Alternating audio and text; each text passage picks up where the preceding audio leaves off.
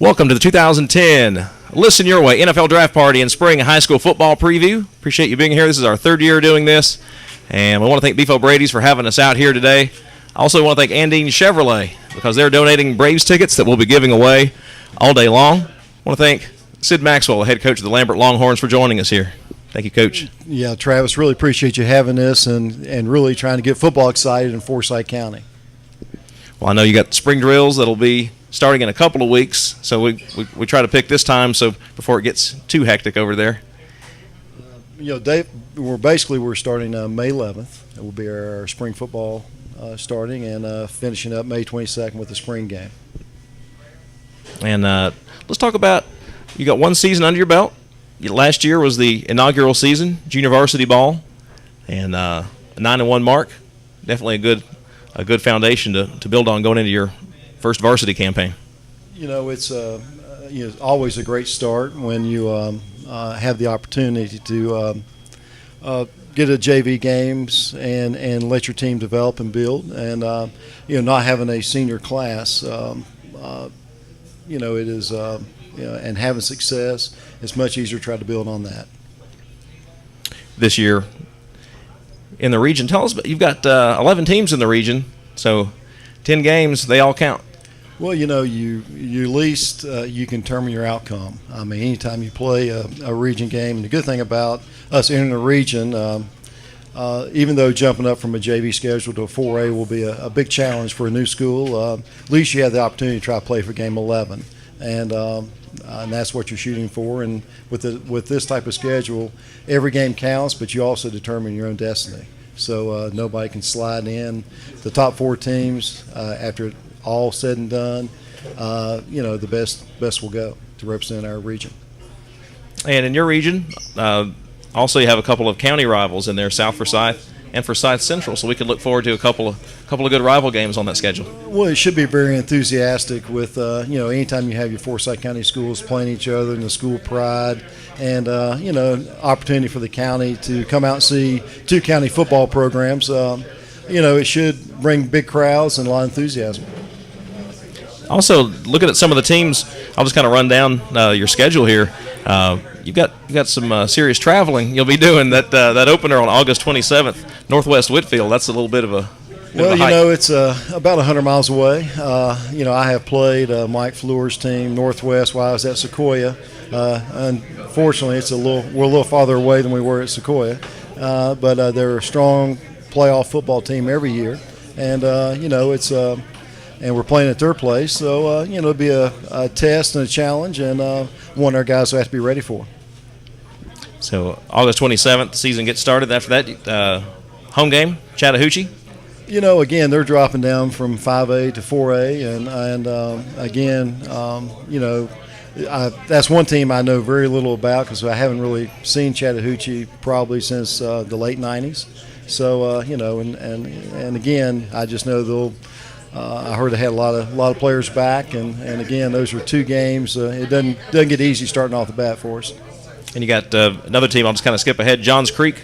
You played them. Was it twice last year? We played Johns Creek, Coach Cloy, 2 times last year, and both of us were startup programs, and it was just a great experience, good enthusiasm, and they're very close to us, so it's a chance for a good rivalry, good fan base, and a lot of people attend the game. And then again, another looking at here a little road trip here, Rome, Georgia. Yeah, I've been to Rome before too. A very strong, athletic football team.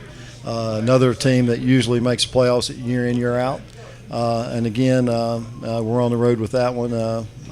So the good thing about it is the schedule actually flips the next year. So we won't travel as much next year. Won't help us this year. So maybe our enthusiasm being new will help us get through this year.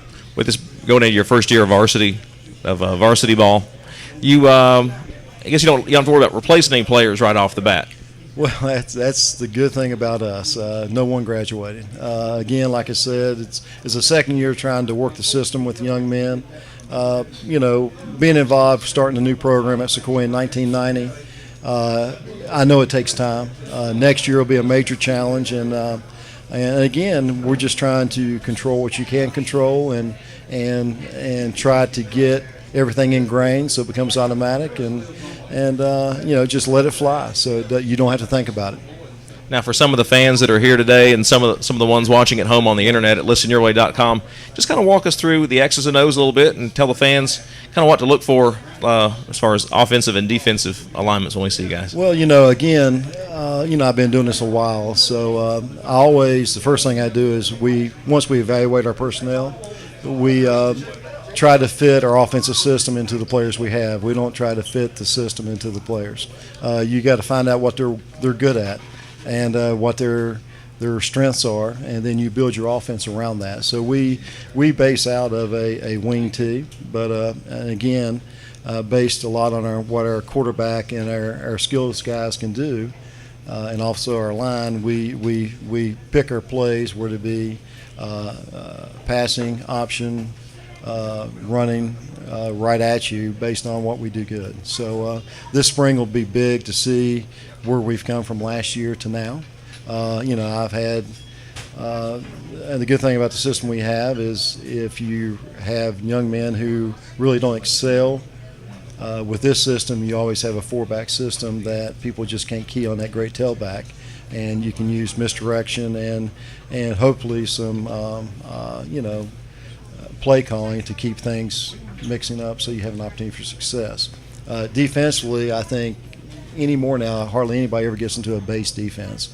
Just the way offense is played now, it's just so many variations of offense that come up. You don't see a lot of power offenses. If you do, you got to be able to defend it. But you'll see spread offenses. You'll see option offenses, especially at Georgia Tech having so much success. It'll make its way back. And so you have to have a very multiple offense. We base out of an 8-man front, but then obviously we have to have the ability to get 4 defensive backs to the game if you spread us out. If not, you've got 4 receivers on our 3. So, again, we use a lot of the options, try to put our guys, whether it be on offense and defense, in a position with a scheme to have success. 1 year under your belt as a program, the Lambert Longhorns. Who were some guys that really stood out that first year? Well, we had numerous, and probably too numerous to count. And again, to be fair to everybody, I think that where we did play JV, I think we played a lot of guys that had success, and obviously with a 9-1 record. But before I pat them on the back, I want to walk out and see what we do against actually a varsity football program. I mean, it's nice that we had success and it beats the alternative, but it's sort of a wait to see and see how hard we keep working and I'm sure we'll have more conversations next fall or this fall coming up, and I'll be able to make clear distinguish with the guys who are making the plays. Now, here in just a few minutes, we're going to take a break and play a song. We're going to talk about the Touchdown Club here in just a second, but and some of the activities coming up. But I wanted to ask you, tell us about the spring game. I know that's going to be in May.